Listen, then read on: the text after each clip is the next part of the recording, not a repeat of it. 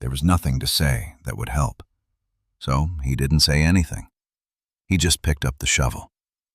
That turned out to matter. She stood at the barn door with her arms crossed and her jaw set, like she'd already decided she was going to do this alone. Caleb Dorn pulled the brass pocket watch from his left coat pocket at 10 minutes past 5, same as every morning for 11 years. Not because he needed to know the time. The sky told him the time. The cattle told him the time. He checked the watch because it was the first deliberate thing his hands did each day, and a man who starts with something deliberate has a chance of ending the same way.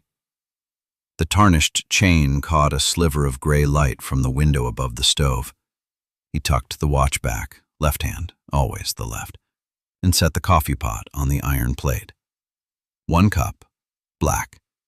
No sugar since Margaret died because she'd been the one who kept sugar in the house. And after she was gone, the tin sat empty for 3 weeks before he threw it out. 11 years without sugar in his coffee. A man gets used to bitterness if he practices it long enough. The porch gave him the whole valley, 320 acres of bitter root grass running east to the foothills, cattle dark against the frost-white pasture, breath rising from the herd in slow clouds. And past his east fence line, just below the ridge where the land dipped and the creek cut through, Maren Lockwood's place. 160 acres, smaller house, tighter fences, 40 head of mixed cattle she ran alone, and ran well. 13 months ago, on a Tuesday, she appeared at the bottom of his porch steps holding a pie. Apple, the crust golden and latticed, not laid flat the lazy way, but woven, each strip threaded over-under with the precision of someone who understood that the weave lets steam escape evenly so the filling doesn't go to soup beneath a soggy lid. She'd said 4 words. I had extra apples. He'd said 2. Thank you. She'd walked back across the quarter-mile between their properties, her dark auburn braids swinging against her shoulder blades, and that had been that. The next Tuesday, another pie. Same 4 words. Same 2 from him. The third Tuesday, she didn't speak at all, just set the pie on the rail and walked away. And something about the silence felt more honest than the excuse about extra apples ever had. 13 months of Tuesdays. He had categorized all of this carefully under the heading of good neighbor. It was a solid category. It required nothing of him. Now, here's what you need to understand about Maren Lockwood. This was not a woman who needed a damn thing from Caleb Dorn or anyone else in the Bitterroot Valley. She bought wire from Hauser's General Store at 11 cents a rod because she knew the freight cost from Butte was 6 cents, and Hauser's markup was fair at 5, and if he ever tried 12, she'd look at him with those deep, green eyes, slightly downturned at the corners, quiet as creek water, and say nothing until he wrote 11 on the ticket. She made her $47 property tax payment every November 3rd, counted out in coin and small bills on the assessor's desk, never a day late, never a cent short. The small leather-bound ledger she kept in her apron pocket tracked every expense to the half-penny. Flour-dusted, soft at the edges from being opened 40 times a day. That ledger was her argument against every man in the county who thought a woman alone on 160 acres was a problem waiting to be solved. She was not a problem. She was a fact. The town knew about the pies. Of course they did. In a valley where 30 families share one church and one store, a woman baking for a man is a sentence everyone reads aloud whether she wants them to or not. They watched. They noted. They said nothing directly, which in Montana means they said everything to each other. 6 weeks ago, at the church supper, Ruth Ames, 72 years old, white hair pinned with tortoiseshell, hands folded over that dark, carved walking stick, had been sitting at the end of the second table when Caleb passed with his plate. She'd looked up at him with those pale blue eyes, sharp as a filed nail despite the water in them, and said one sentence. "She hasn't made 2 cups since James." Caleb had kept walking, set his plate down, ate without tasting a thing. Ruth Ames had a gift for saying the one sentence a man couldn't unhear, and she deployed it without mercy or apology. 2 cups. He'd thought about that for 6 weeks now. What it meant that Maren made 2 cups of coffee on Tuesday mornings before walking a pie across the quarter mile. Whether the second cup sat on her table cooling while she was gone, or whether she drank it standing at her window looking toward his property, the way he sometimes caught himself looking toward hers. He hadn't asked. Asking would require stepping outside the category, and the category was safe. But there was one thing on Maren's property that told you everything about who she was beneath the ledger and the wire prices and the straight-backed competence. A 16-year-old bay mare named Copper, the last animal James Lockwood bought before the fever took him 4 years ago. Copper was too old to work cattle anymore, too slow to ride into town, too expensive to feed through winter for any practical reason. Maren kept her anyway, fed her first every morning, brushed her with a curry comb every evening, pressed her forehead against that broad bay neck in the way she never touched another living thing. Not the cattle, not the barn cats, not another human being as far as anyone had seen. Copper was the last piece of James that breathed. And on this morning, a Wednesday in late October, the frost thick enough to crack under boot heels, Caleb stood on his east fence line at dawn with his coffee going cold in his hand, and he saw the shape wrong in Maren's paddock. The mare was down, not standing with a dropped head the way old horses rest, down on her side, legs not tucked but extended. Still. He knew what that meant before his mind formed the word. Caleb set the cup on the fence post. He turned toward his barn, and without thinking, without deciding, without weighing whether it was his place or his business or his right, he reached for the shovel leaning against his barn wall. Caleb crosses the quarter mile between their properties, carrying the shovel over one shoulder, the brass watch chain swinging with his stride, saying nothing to himself or to God. The land between his fence line and hers rolls in one long, shallow draw, the kind of terrain that looks flat from a distance but pulls at your knees when you walk it. October frost has silvered the grass, not deep frost, not killing frost, but the kind that turns each blade into a needle of reflected light, so the whole field looks like something hammered out of tin. The sun is barely over the eastern ridge, throwing that low slant of gold that only happens in Montana in autumn, when the light comes at you sideways and makes every shadow twice as long as the thing casting it. His breath clouds in front of him. The shovel handle is cold through his palm. He does not hurry. There is no path worn between the two properties, not yet. His boots press through the frosted grass and leave dark prints where the moisture releases. And behind him, the trail looks like something deliberate, like a man who knew exactly where he was going. His charcoal wool coat hangs open. The cream-colored Henley beneath is already pulling the cold against his chest. He does not button the coat. Some mornings, a man needs to feel the weather on him, needs the discomfort to keep his mind from wandering into territory it has no business entering. 300 yards.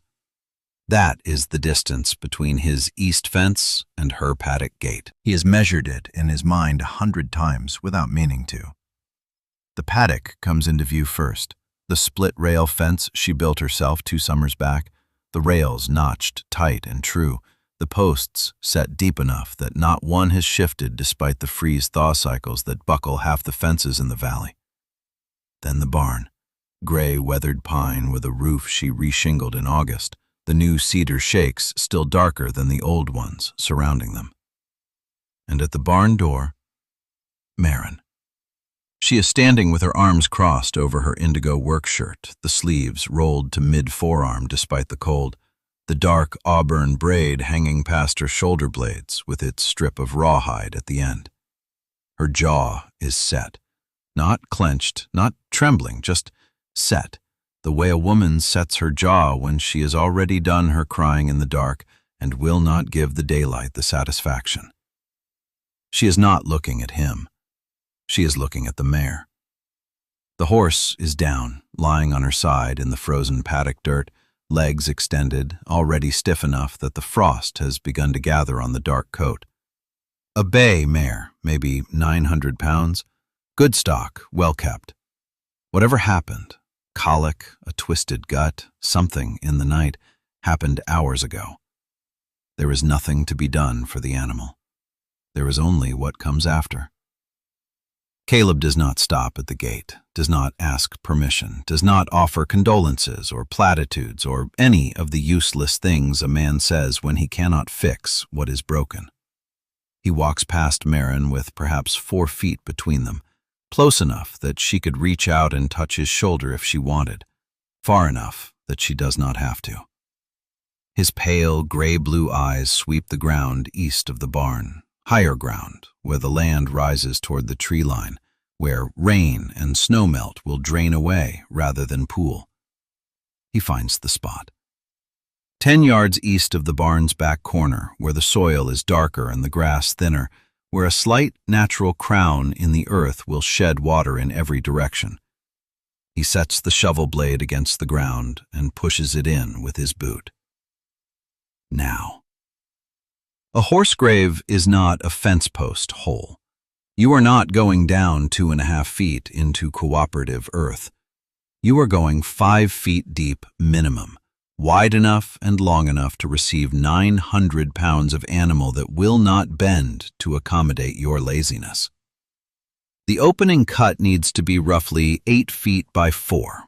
Generous, because once you are down past 3 feet, you cannot widen without risking collapse, and a horse does not fold. The first 6 inches are simple. Topsoil in Montana in October is soft from the autumn rains, threaded with grass roots that the blade shears through with a sound like tearing linen. Dark soil, almost black, rich with the decay of summers. The shovel bites clean and lifts easy. A man can believe in those first 6 inches that the earth wants to cooperate. At 18 inches, everything changes. The clay layer announces itself, not gradually, not politely, but all at once. The shovel blade hits it and stops. The sound shifts from the soft whisper of loam to a dull, wet thud, like striking the flank of a living thing. Montana clay is not red southern clay. It is gray-brown, dense, cold, and it grips the blade like a fist. Each shovelful must be pried loose rather than scooped. You drive the blade in at an angle, lever back, break free a chunk the size of 2 fists, lift it clear. Repeat. The rhythm slows by half. At 2.5 feet, the small rocks begin. Fist-sized stones threaded through the clay like raisins in bread, each one requiring a separate negotiation. Blade around it, pry beneath it, lever it free, toss it clear. The sound of steel on stone rings flat in the cold morning air. At 3 feet, the right wall slumps. It happens without warning. The clay on that side, wetter than the left from last week's rain draining unevenly through the soil, simply lets go. A section the size of a saddle blanket cabs off and slides into the bottom of the hole, filling 6 inches of hard-won depth in one silent collapse. 20 minutes of work, gone in 2 seconds. Caleb stands in the hole, chest heaving, the shovel braced against the remaining wall. He does not curse. He studies the failure. The angle was too steep for wet clay. The wall needed a gentler slope on that side, maybe 15 degrees off vertical instead of the straight cut he made. He begins recutting, shaving the right wall back at an angle, losing width but gaining stability. The hole is 4 feet deep, and the soil has changed from brown clay to gray, rock-threaded hardpan, and Caleb's Henley is soaked through, and Maren has not moved from the barn door. She comes back with 2 cups of coffee. Not 1, 2. She sets his on the fence post nearest the grave and walks back to the barn without a word. The cups are tin, dented at the rims, the kind you find in every ranch kitchen west of the Missouri. His has a chip on the handle where someone dropped it years ago. Hers, she carries back toward the barn, steam rising in a thin white line against the cold morning air. And here is what matters. Here is what the narrator needs you to understand. Maren Lockwood has not made 2 cups of coffee since James died. 11 years. 11 years of 1 cup, poured in silence, drunk, standing at the kitchen window looking across the field toward the mountains. 1 cup is a routine. 2 cups is an admission. She does not look at him when she sets it down. The dark auburn braid secured with rawhide swings against her shoulder blades as she turns. The small leather-bound ledger is visible in her apron pocket, flour-dusted and soft at the edges, even now, even here. Because Maren Lockwood does not leave the house without her numbers. Caleb finishes the grave. 5 feet 2 inches deep, 7 feet long. He knows because he measured with the shovel handle, 4 feet even, and then his own forearm twice for the remaining depth. The walls are clean cut now, stable, the hardpan packed tight enough to hold through spring thaw. The bottom is level. He checks it the way you check a foundation, kneeling at the edge, sighting across the surface with one eye closed, looking for any dip that would let water pool. There is none. He sets the shovel aside, blade up against the mound of excavated earth, and reaches for the coffee. It is black, no sugar, still hot enough to sting his lip on the first sip. He drinks it standing over a grave he dug for a woman who did not ask him to dig it, and the brass pocket watch on its tarnished chain ticks against his chest beneath the soaked cream-colored Henley, and he does not check the time. There is no schedule here. There is only what comes next. What comes next is moving 900 pounds of dead horse 30 yards across frozen ground. Now, let me tell you how 2 people move a dead horse, because this is not something you figure out by thinking about it. This is something you learn by doing it wrong first. The mare is on her side, legs stiff, the body already cooling into the shape of the ground beneath it. You cannot lift 900 pounds. You cannot drag 900 pounds across bare earth without tearing up the ground and exhausting yourself in 40 feet. What you do is this. You thread rope beneath the barrel of the body, 2 ropes, one behind the front legs and one ahead of the hind legs, looped under and knotted on top. You need a canvas tarp, heavy grade, laid flat beside the body.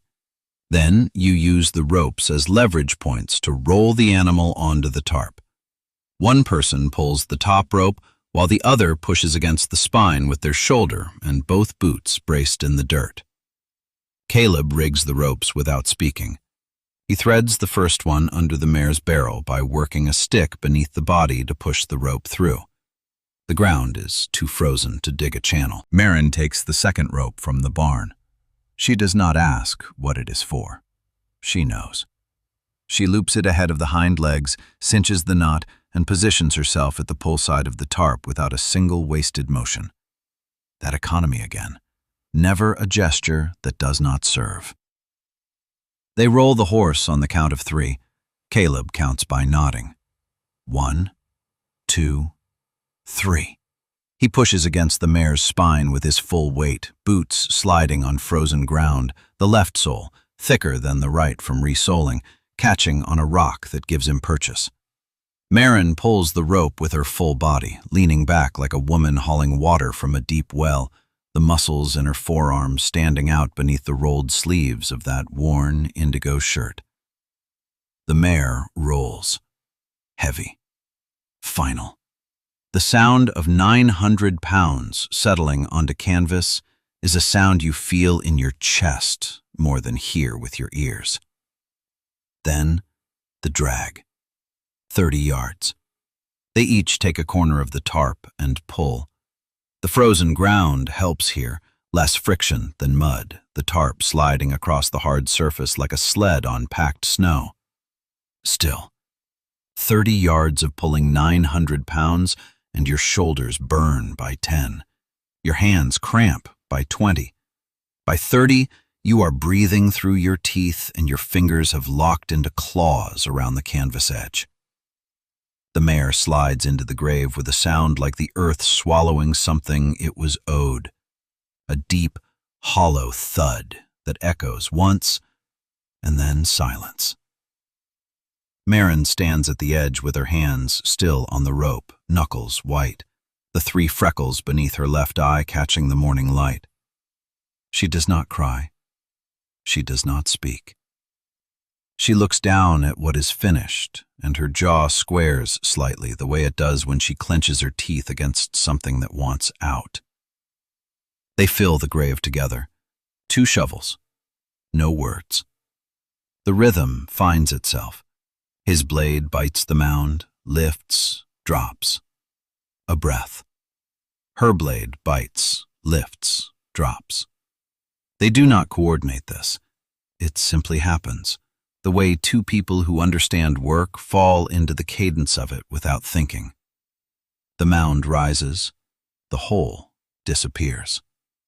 Caleb tamps the earth flat with the back of the shovel blade, packing it in sections, working from the edges inward so the center does not dome and shed rain into the surrounding soil. They stand at the edge of the filled grave as the sun reaches midday, and she says, the first words either has spoken in 4 hours. "You're the first man who didn't try to fix me." She says it without looking at him, says it like a fact from her ledger, a number that adds up and requires no interpretation. Caleb nods once. That is the entire conversation. Before we go on, I want to know what country you're listening from today. Drop it in the comments. I'm always curious who's out there. Now, the reason I tell you that is because of what happened the following Tuesday. The following Tuesday, she brought the pie, as always. But this time, she also brought a list, written in her ledger in that careful hand, of fence posts that needed resetting before winter. 14 posts on her south line. Not 13, not 15, 14. And next to each one, in ink that had dried the color of old tea, she'd written the degree of lean, the depth she estimated the base had shifted, and the soil condition. Ite clay, ite mixed gravel, wet clay, ite loose. She'd walked that line with a plumb bob and a measuring string sometime in the last week, alone, in the early cold, and she'd recorded every failure with the same patience a doctor uses, noting symptoms. No anger in it. No frustration. Just facts laid down on paper where facts belong. Caleb studied that list at her kitchen table with his brass pocket watch ticking in his left coat pocket, and he didn't say a word for a full minute. The leather-bound ledger sat between them, flour-dusted at the edges, soft from years of handling. The numbers were precise. Post number 7. 3 degrees east, base rotted below the soil line, clay mixed with white loose gravel would not survive a hard freeze. Post number 11. 2 degrees west, intact base but shallow set, only 18 inches down instead of 24. They started the next morning. Now, Resetting a fence post in half-clay Montana soil is not a casual thing. You don't yank the old one and drop a new one in. First, you dig around the base with a narrow spade, cutting a circle wide enough to free the post without collapsing the hole. The soil on Marin's south line was that particular mix of ite clay and gravel that fights you in both directions, too dense to dig clean, too loose to hold shape. Every spadeful came up in clumps that broke apart wrong. Caleb worked the first post free, pulled it, examined the base. Rotted soft for 6 inches above where the ground had been, the cedar gone dark and fibrous, pulling apart like wet bread. He set it aside. The new post was 8 feet of fresh-cut cedar, bark stripped, the pale wood still smelling sharp and green. 24 inches below ground, 6 feet above. That's the ratio. You don't cheat it. Caleb dropped the post into the hole, held it vertical, and started tamping. First layer, 2 inches of coarse gravel for drainage so water wouldn't pool and rot the base again. Then 4 inches of packed clay, tamped hard with the flat end of an iron bar in short downward strokes, not swinging, pressing. Then another 2 inches of gravel, then clay again. Each layer pressed until it wouldn't give under his boot heel. He sighted down the line, checked the post against the ones still standing on either side. Second post, same process. He dug, freed it, dropped the new cedar in, started tamping his layers. Gravel, clay, gravel, clay. He was sighting down the line when Marin spoke without looking up from the wire she was retensioning 3 posts down. 2 degrees east. That was all. Didn't turn her head, didn't explain. Her dark auburn braid hung past her shoulder blades, the rawhide tie catching light, and her hands kept working the wire, testing tension with her palm flat against it, feeling for the right amount of give, which is about a 1/4 inch deflection at waist height on a 40-foot span. Caleb pulled the post, redug the base a 1/2 inch wider on the west side, reset it, tamped again, sighted down the line. Dead vertical. She was exactly right, and he didn't need to check twice to know it. That correction, quiet, precise, offered without superiority, settled something between them that words would have ruined. The weeks after that are where it gets hard to explain, because nothing happened, and everything happened. A biscuit wrapped in cloth appeared on Caleb's fence post one morning, still warm, the cloth smelling faintly of flour and butter. Dry gloves, his size, wool-lined, placed on his gate latch where his cold hands would find them at dawn. He never saw her leave them. She never mentioned them. And one morning in late November, Marin opened her door to find 4 fresh-cut cedar posts leaning against her gate, the wood still pale, still smelling of sap and lantern oil. 3 in the morning, maybe earlier. The ground around them showed boot prints. His boot prints, the left sole thicker than the right, but no other evidence. No note, no expectation of thanks. Just wood that would last 20 years, placed where she'd need it, by a man who'd walked a mile in the dark to leave it. Neither of them named what was happening.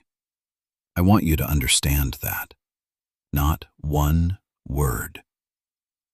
Then Thomas Yearling rode up.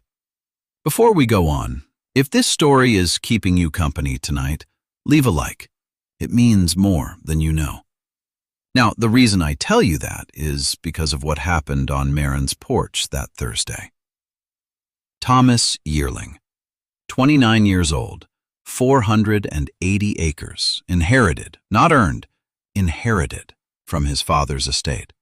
Sandy blonde hair parted neatly on the left, always combed. A tan wool vest over a pressed white shirt without a single crease out of place. Newer brown riding boots, barely scuffed. He rode up to Marin's porch with that gray felt hat in his hands, always in his hands, never on his head when he wanted something. And he smiled with that dimple in his left cheek, and said he'd like to discuss her South 40. Fair price. Or, and here his voice got soft, practiced, rehearsed in front of a mirror if I had to guess. Perhaps they could discuss other arrangements. A partnership. A proper courtship from a man with prospects. He said the word prospects like it was currency, like he was laying gold coins on her table. Maren stood in her doorway, straight-backed, chin slightly lifted, the small leather-bound ledger visible in her apron pocket. She looked at Thomas Yearling the way you look at a fence post that's been set too shallow. Not with contempt, just with the certainty that it won't hold. The farm is not for sale. 5 words. Door closed. Not slammed. Closed. With the quiet precision of someone who has said everything she intends to say. Thomas's eyes drifted east, toward Caleb's property, toward the fresh cedar posts by her gate, understanding something he didn't want to understand, his jaw working once beneath that smooth skin. He rode past the general store on his way out of town. Ruth Ames stood on the porch, both hands folded over her carved walking stick, the wood dark with age, the handle worn to a shine. She watched him pass with those pale blue eyes, watery, sharp, and said nothing. But she tapped that walking stick once on the floorboards, a single sound, hard and final. Like punctuation at the end of a sentence Thomas hadn't realized was already written. Thomas Yearling rides away with his gray hat in his hand, and Maren doesn't watch him go. She's already back at the stove, checking the temperature of the oven with the flat of her palm. The storm came on the 4th of December, and it did not leave for 11 days. You know how people talk about weather rolling in? This didn't roll, it dropped. Like God pressed his thumb down on the whole valley and held it there. The barometer in Maren's kitchen, a brass disc mounted on pine board inherited from her father, fell from 30.1 to 29.4 in 6 hours. That kind of drop doesn't promise snow. It promises burial. The sky went the color of hammered lead by noon. Not gray, not overcast. That specific bruised pewter that tells you the atmosphere itself has weight, that it's sagging toward the earth with everything it's carrying. And the cattle knew before any instrument did. Maren's 40 head bunched along the south fence line by mid-morning, rumps turned northwest, heads low. That's the oldest barometer there is, a cow's spine aligned against what's coming. Caleb had already done his own preparations. His stock was penned, his barn sealed, his woodpile covered. But that morning, the morning the sky turned, he was on Maren's land, had been since before dawn, checking the barn patch he'd applied in November, running his palm along every seam where the new boards met the old frame, feeling for gaps where wind would find a way in. Confirming the hay crib sat 18 inches off the ground on those cedar posts, the tarp lashed down with rope at 8-inch intervals. Confirming every fence post on the south line stood vertical by sighting down the wire with one pale gray-blue eye closed and the other tracking the line like a surveyor. He didn't ask permission. She didn't tell him to leave. That brass pocket watch on its tarnished chain came out once, went back. He had work to do. Then the white hit.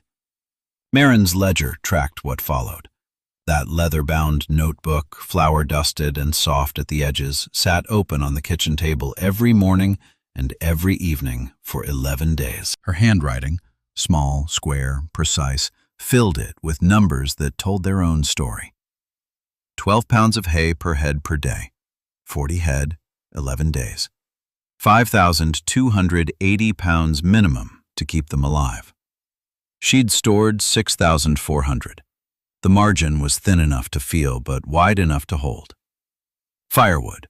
1 cord burned every 3 days in that cast-iron stove with the cracked rear plate. She'd stacked 4 cords against the west wall of the house. Barn temperature. 21 degrees at dawn, 26 by midday with the body heat of 40 cattle packed inside. Wind direction, northwest, steady, 50 to 60 miles per hour for the first 4 days, dropping to 35 by day 6. Every number was a sentence. Every column was an argument no man could talk his way around. What held? Every fence post they'd set together in October and November, every single one. The half-clay soil had frozen around the bases like concrete, and the posts they'd tamped with layers of packed rock and clay, not loose fill, not gravel, but compressed layers driven down with boot heels and iron bar. Those posts didn't shift a quarter inch. The wire stayed taut. The cattle stayed contained. The hay on Marin's raised crib stayed dry because water ran beneath it instead of pooling against it. The barn patch Caleb had applied in November, tongue and groove boards overlapping 2 inches at every seam, sealed with pine tar heated to liquid and brushed into every crack, that patch held against wind that stripped shingles off Thomas Yearling's barn roof. What almost failed? On day 7, the barn door hinge cracked. The pin, original iron, 30 years old, rusted to a whisper at its center, sheared clean at 2 in the morning. The door swung free. 60-mile wind caught it like a sail. 40 cattle shifted and bellowed in the dark. Caleb was there in 9 minutes. Don't ask me why he was awake. Don't ask me why he had a lantern already lit. The man appeared at Marin's barn with a forge-heated iron rod, heated on his own stove a quarter-mile away, wrapped in leather to carry, and a hammer and a hand drill. Marin was already at the door, both hands braced against the frame, boots dug into frozen mud, that dark auburn braid whipping sideways in wind that screamed through the gap. He drilled out the broken pin stub by lantern light, hands bare because gloves couldn't grip the drill. The cold turned his knuckles white in 40 seconds. The new rod was a 1/16 of an inch too wide for the hinge sleeve, deliberate, so it would seat tight. He drove it with short hammer strokes, precise, patient, while the door bucked against Marin's weight. She didn't cry out. She didn't ask him to hurry. Her boots held. And then, on the last stroke, as the pin seated home, his hand came down over hers on the doorframe, to steady it, to steady her, to steady himself. Neither pulled away. 3 seconds. His broad palm over her knuckles, both sets of fingers white with cold, the lantern throwing their shadow huge against the barn wall. 3 seconds in 60-mile wind with 40 cattle breathing behind them. Then the pin held, the door held, and they stepped apart. From Marin's east window the next morning you could see Thomas Yearling's hay, stacked against the ground, not raised. Snow had melted and pooled beneath the tarp, then frozen, then thawed, then frozen again. The bottom third was already black with rot. That's $400 of feed turning to compost because a man with good land and good teeth didn't think 18 inches of elevation was worth the labor.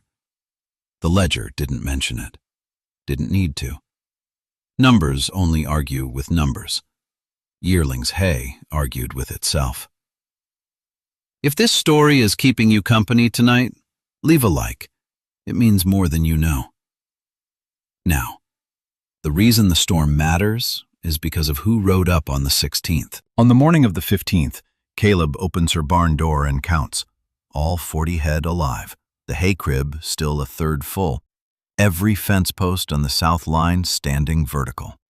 And Marin is already at the stove making 2 cups of coffee.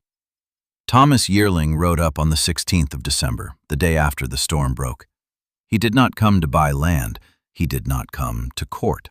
He came on a bay gelding with steam rising off its flanks, and he dismounted at the gate without tying off.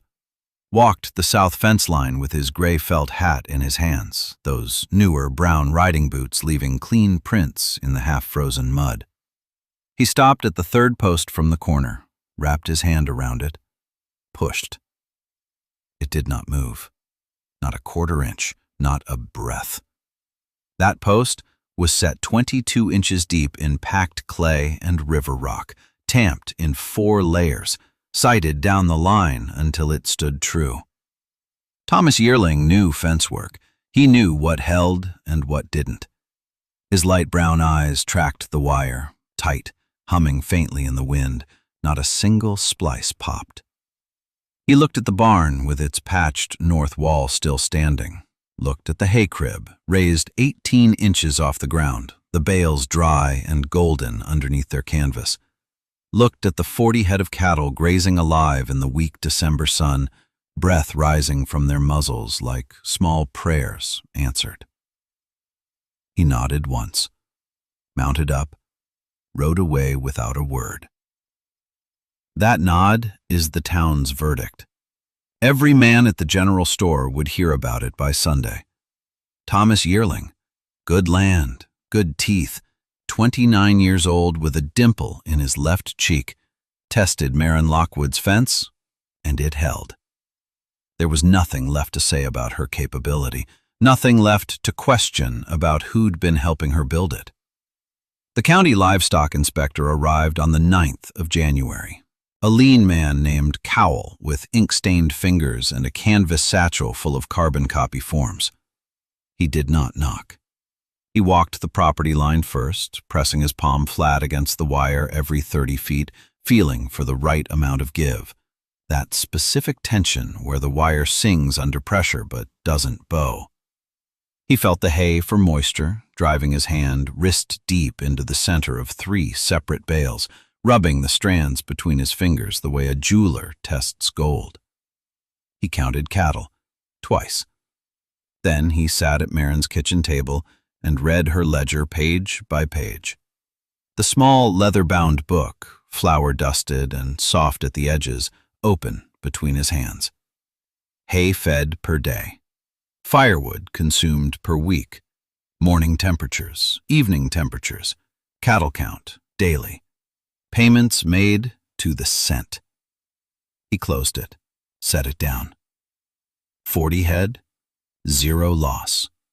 Assessment stands. 7 words, no praise, no smile. He wrote his figures on the carbon copy, tore off her sheet, and left it on the table. His validation carried weight because it was earned, because he would have written a different number if the count had been different, and they both knew it. Now, before we go on, if this story has been keeping you company tonight, wherever you are, leave a like. It means more than you know. The reason I tell you that is because of what happened in February. Ruth Ames came to Maren's kitchen on a Tuesday.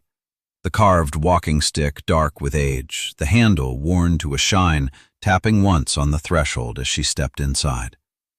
Her white hair pinned in its loose knot, those pale blue eyes watery and sharp as broken glass. She stood in the doorway and looked at the kitchen table. 2 cups, steam rising from both, one at Maren's place, one at the place nearest the door, where a man would sit if he'd just come in from splitting wood. Ruth Ames looked at those cups for a long time. Then she looked at Maren. The dark auburn braid secured with rawhide, the straight back, the deep green eyes that met hers without flinching. "You've been alone long enough, child." 6 words. She tapped her walking stick once on the floor. Turn left. The door closed softly behind her. Maren stood at the window watching Ruth's small, deliberate figure cross the yard. She did not cry. She did not smile. She pressed her fingertips against the flour-dusted ledger in her apron pocket and breathed once, deep, like someone surfacing. Spring came slow that year. The creek between Maren's south fence and Caleb's east line ran high with snowmelt, brown and fast over smooth stones. The cottonwoods were still bare, but the willows had gone gold at the tips. Caleb stood on the bank in his faded charcoal wool coat, the brass pocket watch on its tarnished chain catching weak March light. His steel gray hair uncombed and wind-pushed leftward, the small, pale birthmark below his right ear visible in the low sun. Marin walked down from her side, brown lace-up boots in the mud, the 3 freckles beneath her left eye. 23 years between them and 13 months of Tuesdays behind them, and neither one had named what this was. Not once. She stopped at the edge of the water, looked at him across 4 feet of creek mud. Stay. One word, her voice steady as fence wire under proper tension. He did not hesitate, did not look away. Yes. A brief kiss, standing in mud, the creek running with snowmelt around their boots, his broad hands careful at her shoulders, her fingers on the lapel of that charcoal coat. Brief and quiet and enough. That is the climax. By 1891, the properties were joined. A small ceremony at the meeting hall, Ruth Ames in the front row tapping her walking stick in approval. The ledger now tracked both herds, 112 head across 640 acres. A porch built facing east so they could watch the sun come up over both claims.